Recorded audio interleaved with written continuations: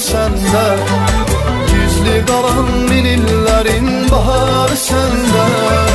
Küləklərlə yağış eyni nəğməni oxuyur, gəl eyni gar qəlbin ixtiyarı səndə. Getdi bütün arzuların açar səndə, gizli qalan min illərin baharı səndə. Küləklərlə yağış eyni nəğməni oxuyur, gəl eyni gar qəlbin ixtiyarı səndə.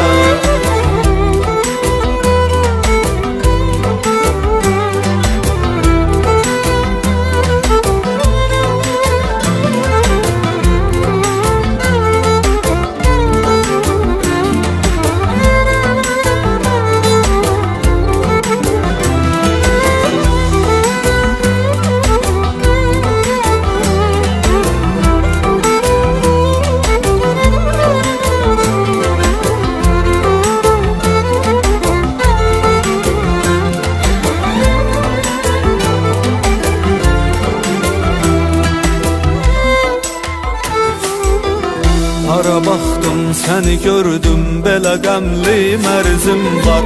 Elə bil hər şeyin üstə sənin imzan əlizim var. Gözümün nuru gəl artıq, bu küsən qəlbimi dindir. Bilirəm çoxdur günahım, yenə lütfün nə sevindir. Yenə yollar sənə gətirir məni miskilli baxışla. Gedəcək başqa yerim yox, məni əhv eylə bağışla. Qısa bir ayrılıq üçün kədərə qəmə batarlar. Gedənin yolları üstə dalısıca su akarlar.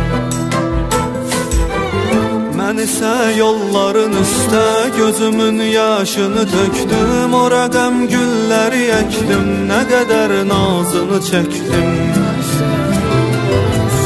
Mən isə yolların üstə gözünün yaşını tökdüm. Ora qəm gülləri əkdim, nə qədər nazını çəkdim.